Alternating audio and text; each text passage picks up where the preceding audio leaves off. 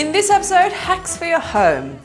Now, if you have some valuables at home and you want to hide them somewhere safe, I'm going to teach you a way to make a secret drawer. So I have my board here and my wine corks. I've already cut out my board. It is exactly the same size as this drawer. Next thing I need to do is glue the wine corks on each corner of the board to elevate it. Next, I got a tag that I just ripped off a bag. You can choose to use a ribbon, it's completely up to you. And then I'm just going to glue this part onto my board as well, so that way I can lift the board up easier. Whilst I wait for that to dry, I'm going to take out all my things in the drawer so that I can place my board inside. So I'm putting in my jewelry and some cash and important documents in these pouches. Now I've just got to place my board over my belongings, and I've got to make sure that the tab is out so that later it's easier to bring it up. And now I just got to put my things over the top of that, and voila people, you have a secret compartment in your drawer. And whatever robbers or whoever wants to go through your things will never know that you've got a secret stash underneath there. Unless they watch the show. Yeah. This next hack is for when you want to move heavy furniture around the house but you don't want to scratch your floors. So next time you want to slide some heavy furniture around, you can actually use egg cartons. Just place the egg cartons under the legs. And now I'll be able to move it around nice and easily without scratching the floor. And with this, you can move all your heavy furniture like sofas, heavy tables, or the list goes on. Beds even, I guess. Now, if you have a power strip that you need to bring outdoors or semi-outdoors and you're worried about it getting wet or exposed to water, here's a simple hack that you can use. All you need is a bottle. I'm going to measure my bottle to the power strip and it's about this long, so that's exactly where I want to cut. Next, cut a rectangle down the side, just a nice thin one, enough room to fit your cords through. Once you've cut your bottle, you just have to plug in your plugs.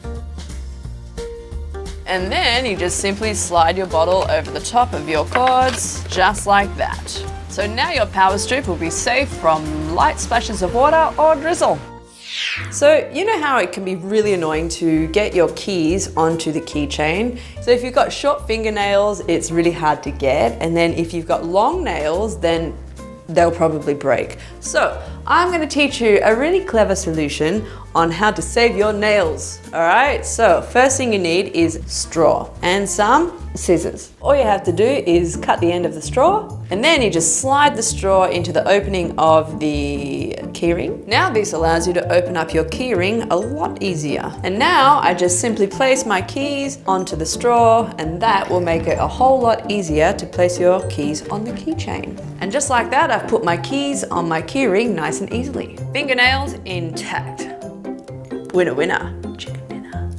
I'm sure you've all faced this problem before where you have a tall glass and you want to wash it, but you can't quite get the sponge to the end of the glass. So now I'm going to show you a hack to fix this problem. First thing you want to do is cut slits into your sponge. Next, just put your chopsticks on your sponge like this, and then wrap the sponge around your chopsticks. Next, you want to grab some rubber bands and just secure the sponge to the chopsticks. And now it's really easy to get to the bottom of the glass.